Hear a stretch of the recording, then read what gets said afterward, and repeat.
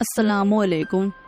آج سے 10 سال قبل 2 مئی سن 2011 کی رات امریکی کمانڈو نے ایبٹ آباد میں آپریشن کیا اور شدت پسند تنظیم القاعدہ کے سربراہ اسامہ بن لادن کو قتل کر کے اس کی لاش سمندر بدر کر دی۔ امریکیوں کی طرف سے اسامہ بن لادن کو دفن کرنے کے بجائے اس کی لاش کو سمندر کے سپرد کیوں کیا گیا؟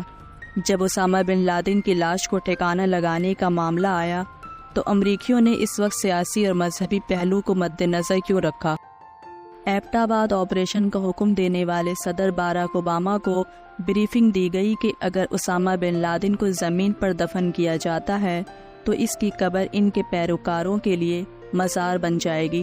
مزار کیونکہ برصغیر میں طاقتور علامت کے طور پر دیکھے جاتے ہیں اور لاکھوں لوگ اس پر فاتحہ کے لیے آتے ہیں، چنانچہ امریکی اسامہ بن لادن کی قبر کو ان کے پیروکاروں کے لیے ایک علامت نہیں بنانا چاہتے تھے۔ یہی وجہ تھی کہ ان کی میت کو سمندر بدر کیا گیا۔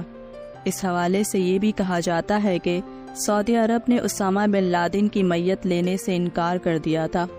امریکی محکمہ دفاع کے مطابق اسامہ بن لادن کی نماز جنازہ ایک امریکی نیوی ایئر کرافٹ کیریئر پر ہوئی جس پر چند ہی لوگ نے شرکت کی تھی۔ اس کے بعد سے اب تک اسامہ بن لادن کی لاش منظر عام پر نہیں آئی۔ اس حوالے سے مختلف افواہیں بھی گردش کرتی رہی ہیں۔ اب یہ بات اپنی جگہ خاصی مضحکہ خیز اور حیران کن ہے کہ امریکیوں کا جہاز وغیرہ کے سلسلے میں اسامہ اینڈ کمپنی سے کئی دہائیوں کا تعلق ہے اور وہ اس کے مسلک سے بھی بخوبی آگاہ تھے اور نظریات سے بھی، اور اسامہ اینڈ کمپنی مزاروں کے شروع سے خلاف رہی ہے، تو پھر وہ مزار کیوں کر بناتے؟ ان کے لوگوں پر تو الزامات لگتے رہے کہ وہ مزاروں کو بھی اپنے خودکش بمباروں سے اڑا دیتے ہیں، اور اس زمن میں کئی مقدس شخصیات کے مزار بھی نشانہ بن چکے ہیں۔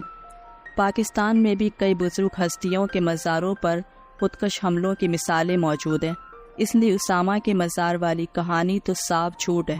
امریکیوں کی طرف سے نہایت سرد اور پھرتیلے انداز میں اسامہ بن لادن کی لاش کو سمندر بدر کرنا بہت سارے شکوک و شبہات اور کئی سوالات کو جنم دے رہا ہے، اور عقل سمجھنے سے قاصر ہے کہ دنیا کے موسٹ وانٹڈ کی لاش کو میڈیا اور دنیا کے سامنے لانے سے اعتراض کیوں کیا گیا تھا۔ نہ صرف لاش کسی کے سامنے نہ لائی گئی بلکہ اسے سمندر بدر کرنے میں نہایت تیزی سے کام لیا گیا، اور آخری بات یہ کہ کیا سمندر میں پھینکی جانے والی وہ لاش اسامہ بن لادن ہی کی تھی